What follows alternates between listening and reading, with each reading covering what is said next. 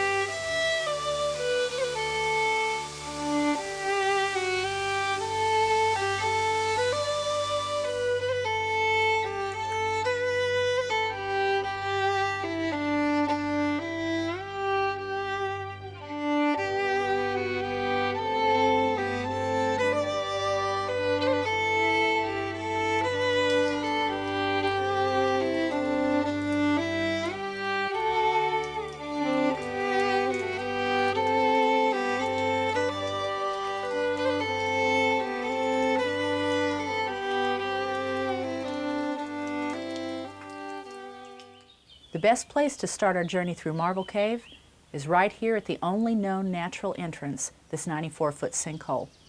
It's unclear just exactly when it was discovered, but we do believe that it was probably discovered by the first Native Americans in this area, the Osage Indian tribe.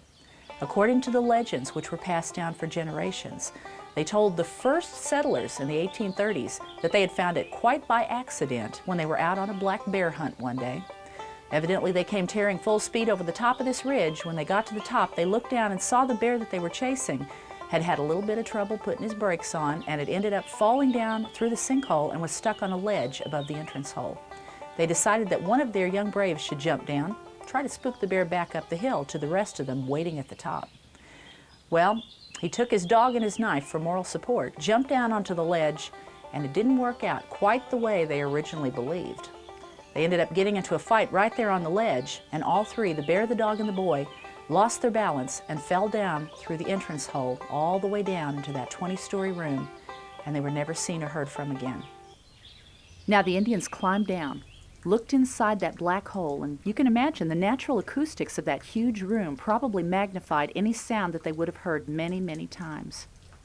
The sounds of dripping water echoing, possibly loose debris tumbling down, and maybe even bats flying around made it sound terrifying to them. They began to believe that possibly their friend had fallen down into Hades, the bottomless pit, the devil's den. So they left, never to return. And they called it Devil's Den for many, many years, and in order to warn people to stay away before the Osage left, they climbed up on top of this ridge and they carved outward V-notches all the way around on the tree trunks around the sinkhole. That was the Osage Indian sign for danger. The cave area was originally part of the Louisiana Purchase in 1803. Soon after it became part of the United States, the first settlers came by way of canoe and small boat up the White River about 1810. Many of those settlers were from Tennessee and Kentucky, and they adapted well to the rugged Ozark Mountains. They soon learned about the mysterious cave on top of Roark Mountain from the local Native Americans, but generation after generation of hair-raising accounts told around the campfire were more than enough to keep those early hill folk from entering the cave. It was many years before anyone dared to risk their lives in the strange black hole known as Devil's Den. The first person known to enter and explore the cave was a mining geologist from St. Louis named Henry T. Blow. He entered the cave with a group of 5 miners in 1869 in search of lead deposits. A log cut by a local sawmill was lowered into the sinkhole and wedged across the entrance. The miners attached ropes to the log, then lowered themselves down over 200 feet into the darkness and the unknown, using lanterns to light the way.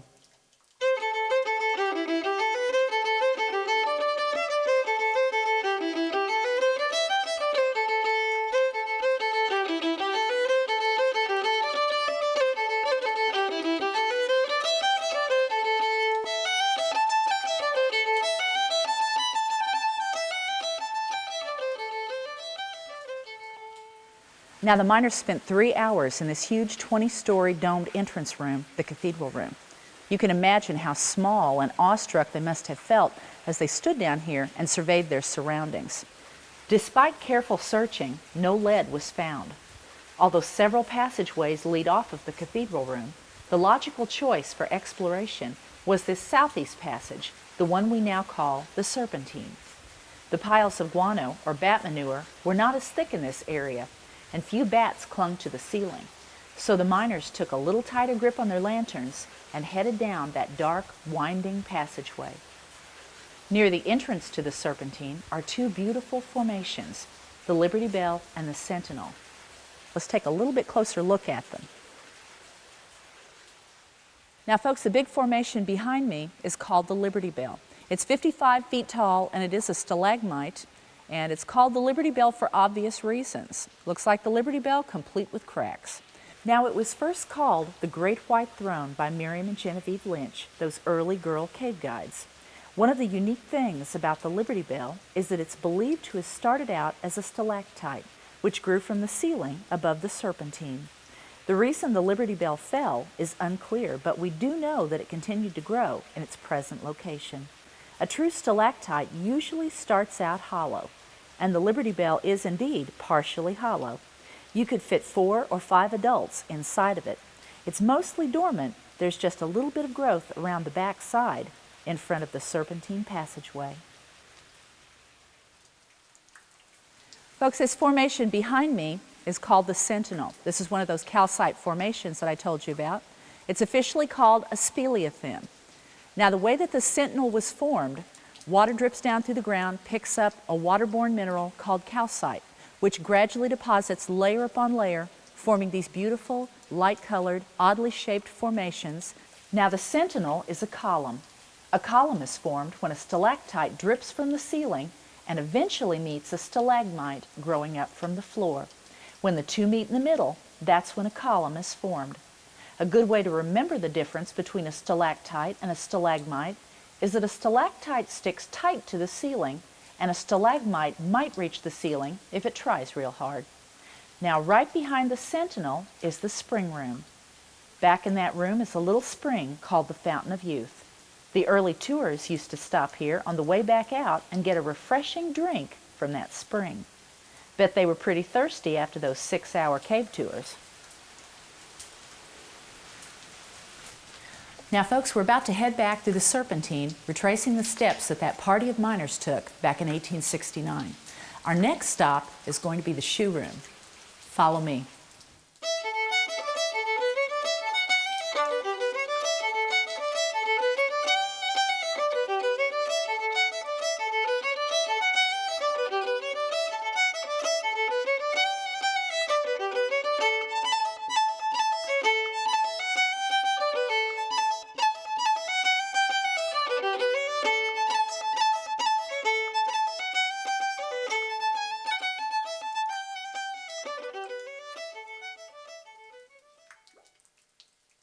As they made their way through the Serpentine, the miners were still searching carefully for lead deposits.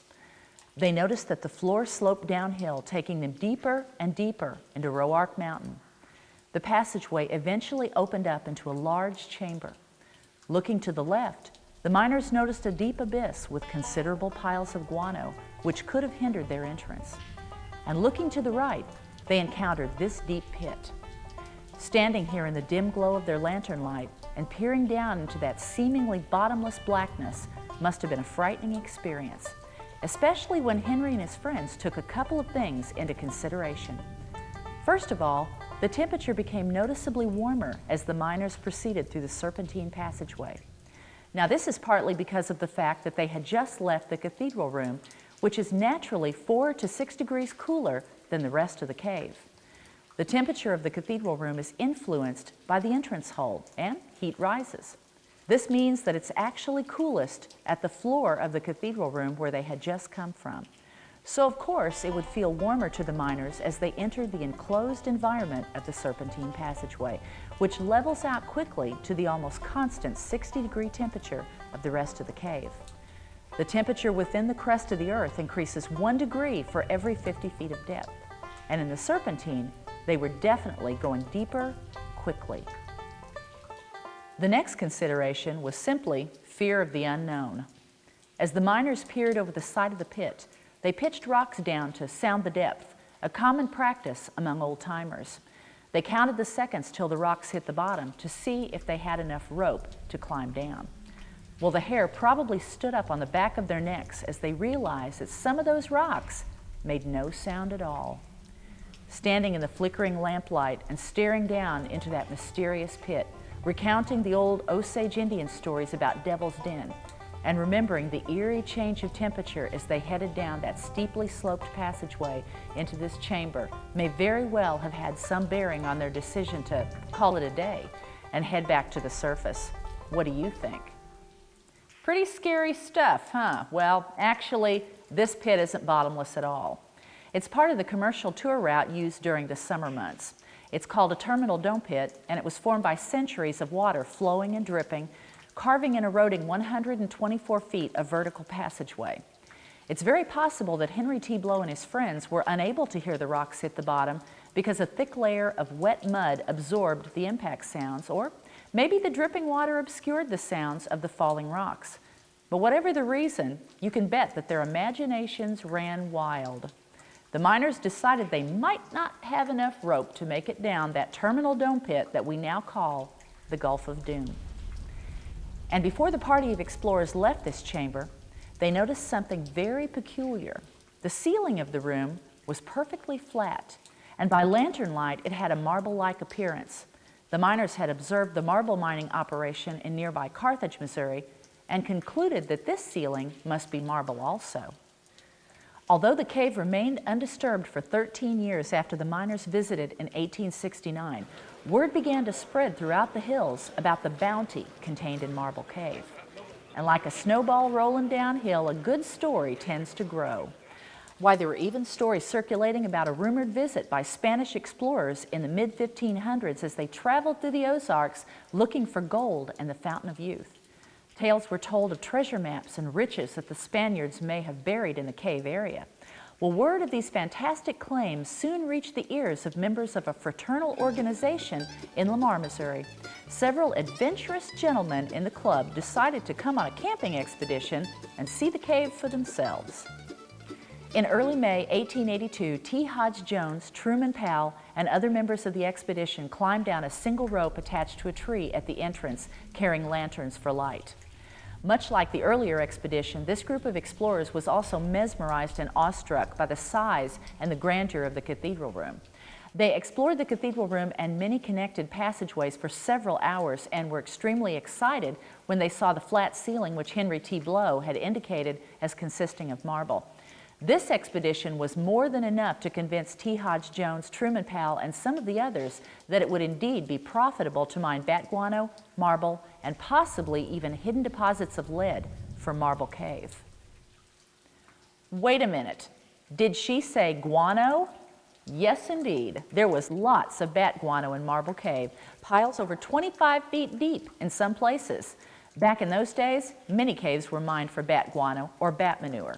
It was high in nitrates and could be processed into excellent high-grade explosives and gunpowder. And what wasn't sold to be made into gunpowder could be sold as fertilizer. It was believed that with the guano out of the way, it would be easier to mine the marble and possibly even lead in the cave.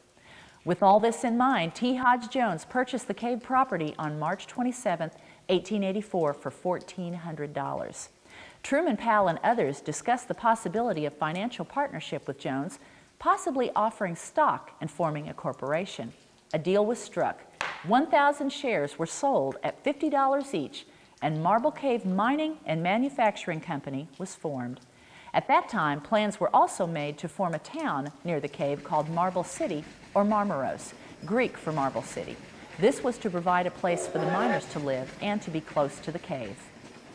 The guano mining operation was started in the fall of 1884. The workers shoveled the guano into small ore cars, which were then pulled by mules to the top of the debris pile just below the sinkhole opening.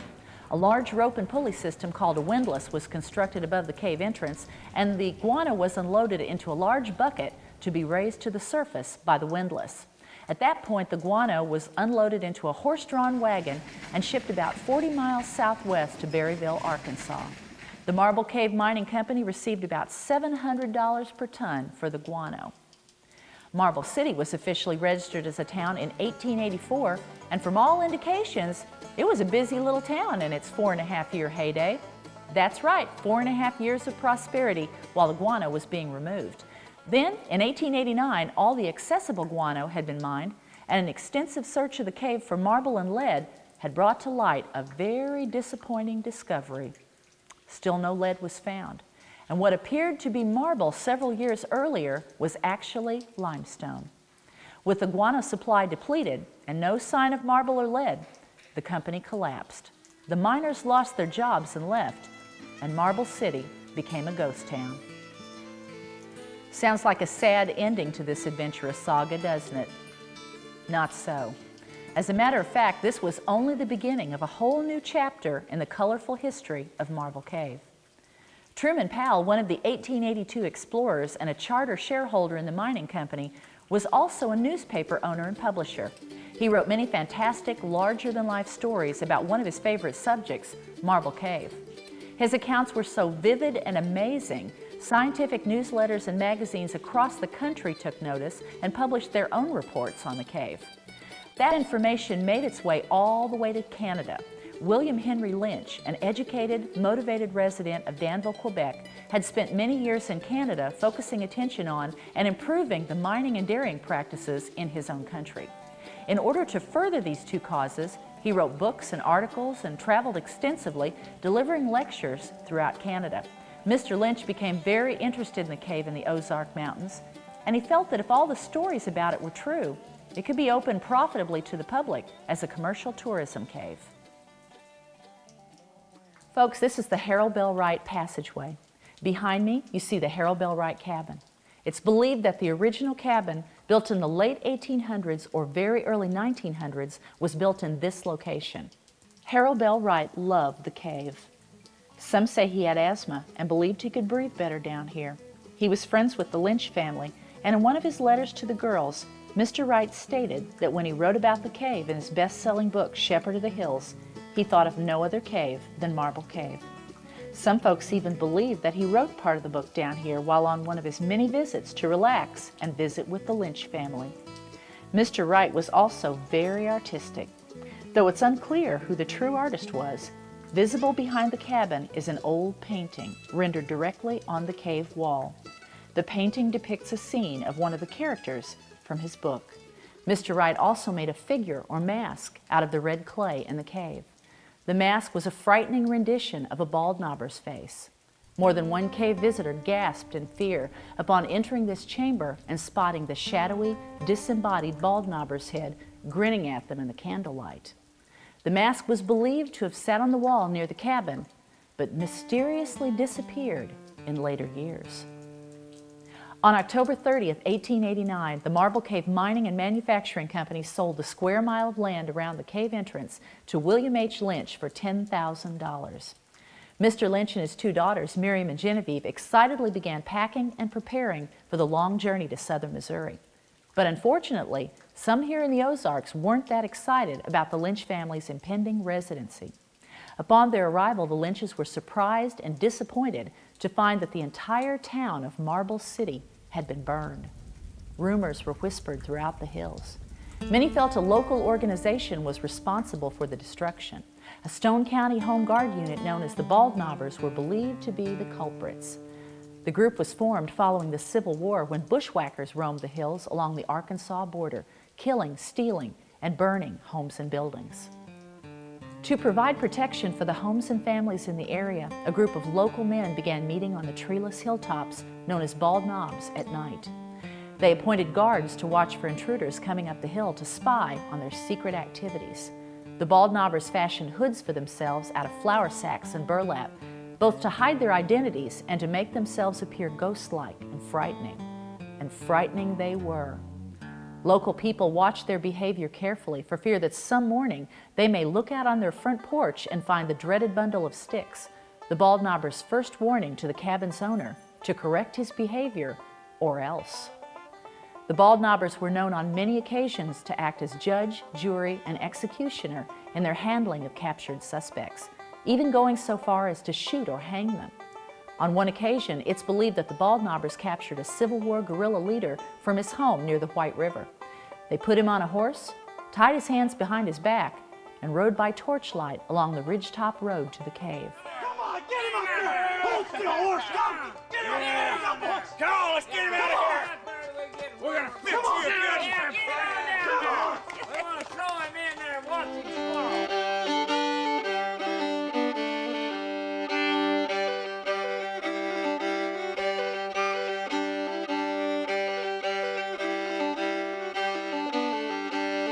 Once there, the Bald Knobbers sat him on a ledge above the entrance hole and unceremoniously shoved him into the 200 feet of darkness below.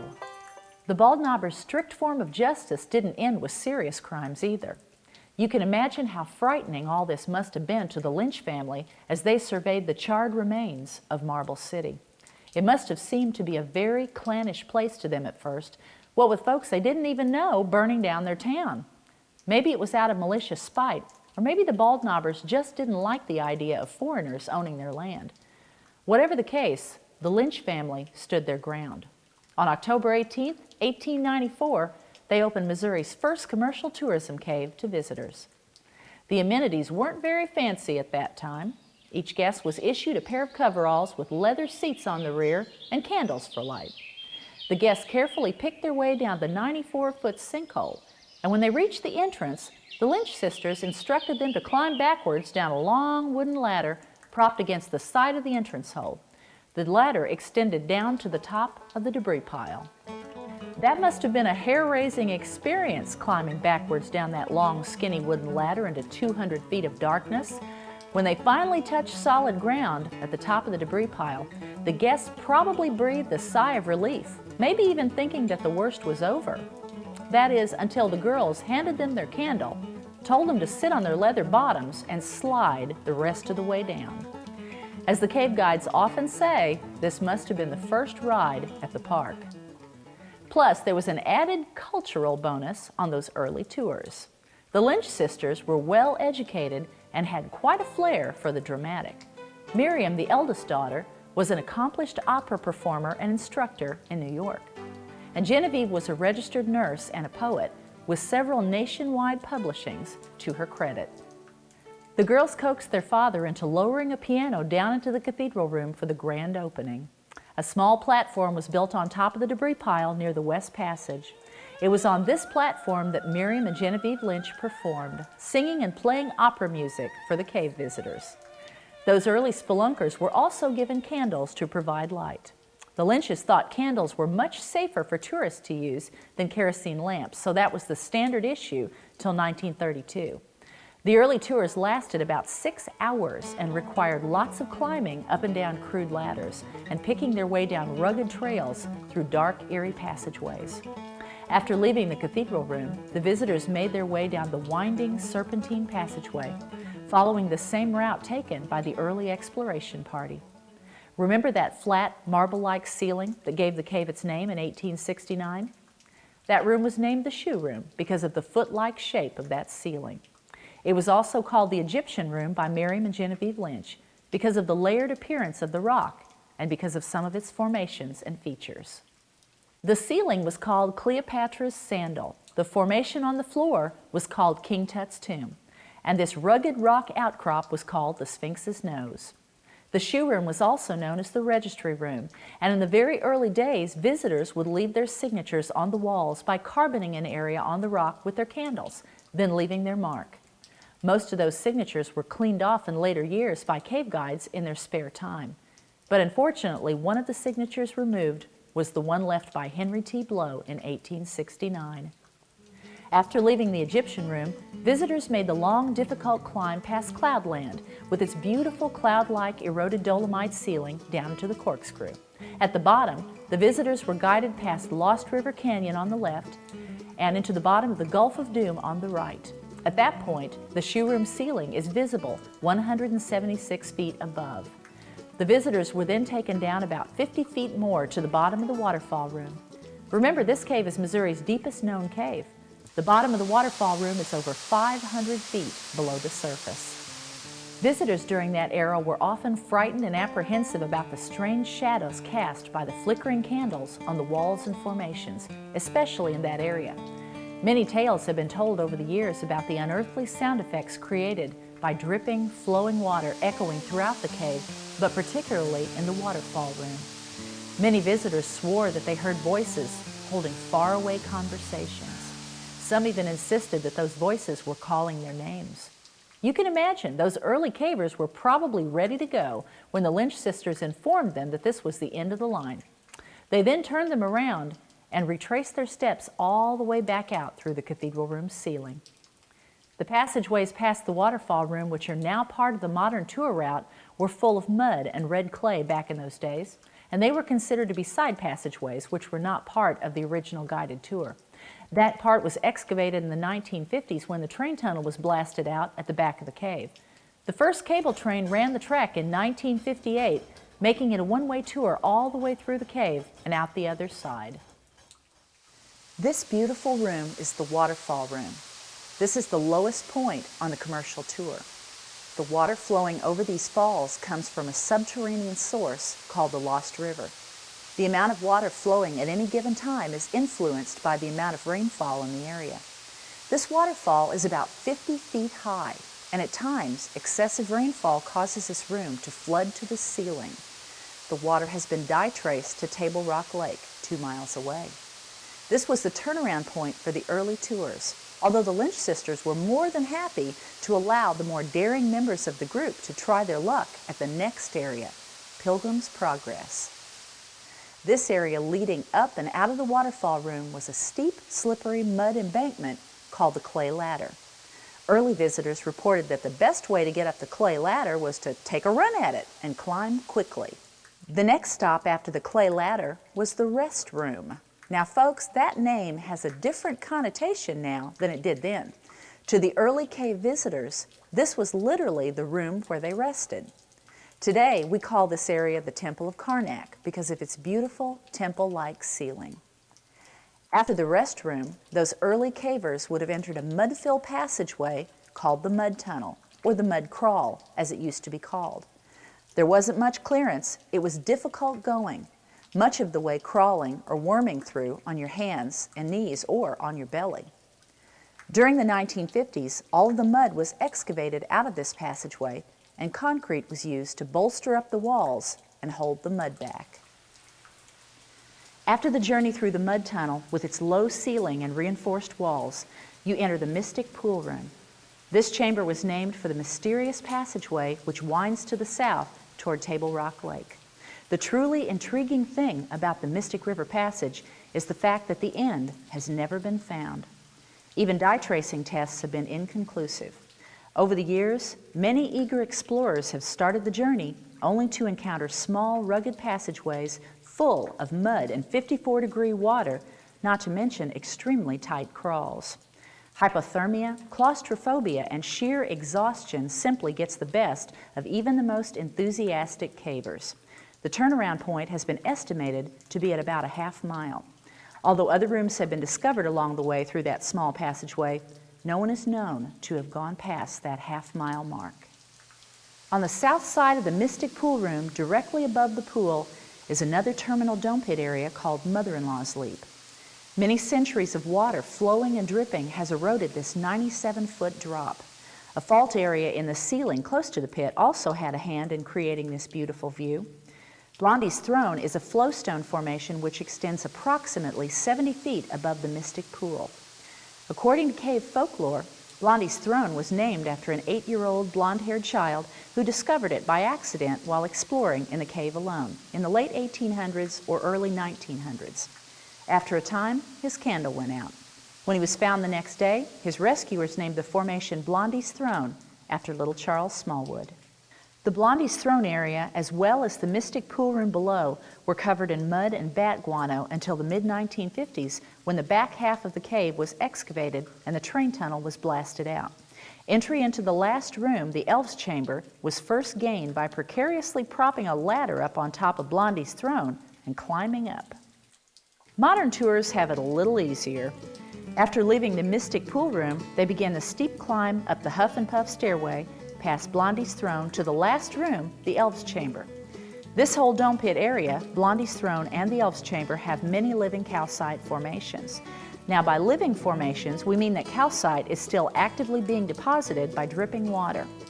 Pure calcite is generally white and somewhat transparent, but iron and other minerals deposited in the formations in the cave give a wide range of colors and opacity.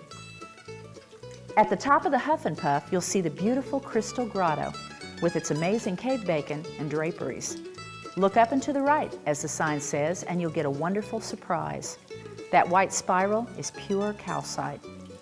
Right around the corner is the Elves' Chamber. The ceiling of this room is a true work of art, with long stalactites and graceful drapery adorning every angle. But be careful when you look up. You may get a cold drip of water on your face because these formations are still growing. Looking over the rail to the right, you can see the Mystic Pool Room 97 feet straight down. The Mystic Falls provide a watery optical illustration of just how steep that dome pit is. After the tour catches its breath from the steep climb up the Huff and Puff, it's time to go out the man-made exit to the train tunnel. In 1950, the Lynch sisters decided that the cave work was simply becoming too difficult for them, so they leased the cave to some of their regular visitors and friends, Hugo and Mary Hershend, and their sons, Jack and Pete. At that time, there were no electric lights, and the walkways were the wooden ladders and stairs which the Lynches had built. The strenuous nature of the tour was also a problem. The 50-story climb down to the bottom of the waterfall room and back up to the cathedral room entrance was discouraging to many interested cave visitors, to say the least. The Hershend family immediately went to work making cave improvements. Over the next 10 years, the monumental task of making this huge cave accessible to the general public was carried out. The first electric lights were installed in 1950, and then came the grueling task of tearing out those wooden walkways and replacing them with concrete. Imagine all that work that went into carrying bag after bag of cement into the cave and mixing it with cave water. Sadly, in 1955, Hugo Hershend passed away, but Mary continued moving forward with the family's plans, proving herself not only to be a person of great strength, but a savvy businesswoman. She and her sons continued improving the cave for their visitors. Finding no other entrance to the cave, the Hershends decided to make it a one-way tour by blasting a 218-foot train tunnel at the nearest point of entry that could be found, the Elves' Chamber. The mud was cleared out of the back section of the cave from the waterfall room to the Elves' Chamber, and the concrete walkways were continued all the way through to the train tunnel. The first train ran the tracks in 1958. Our cable train still pulls tired but happy visitors out of the cave. The train is powered by an electric motor connected by a 7/8-inch steel cable and is set up as a counterbalance system. One simply can't visit the city today without feeling that same unique spirit of homespun honesty and hard work that made it great. You hear it in the music, you taste it in the food. You see it in the open, sincere faces of the people that greet you and take care of you during your stay in the rebuilt version of the old mining town, Marble City. What began as a legend under Roark Mountain opened up with the promise of treasure that brought exploration and mining. And it continued with the foresight and good old-fashioned stick-to-itness of the Lynch family. And it blossomed with the courage and brilliant ingenuity of a family named Hershend. Today, that legend has come full circle. The cool, quiet passageways and sparkling pools await your discovery. Come see where it all began. Come to the cave. Carved by the chisel of slow time, held by the sculpturing hand of God, from patterns in His dreams sublime, the dreams that make us fire from clod. Unutterably vast and still, wrought by his waters to his will, hammered and chiseled, arched and shaped with consummate art, festooned and draped with oncite and malachite and crystal-pillared stalactites, nobly columned stalagmites piercing the gloom to awesome heights. Orion and the Pleiades are not more wonderful than these. A secret shrine in sculpt design encompassed by the nether gloom. Here something lingers, subtle, fine, irradiations veiled, divine, God's temple, and the age's tomb. Genevieve Lynch.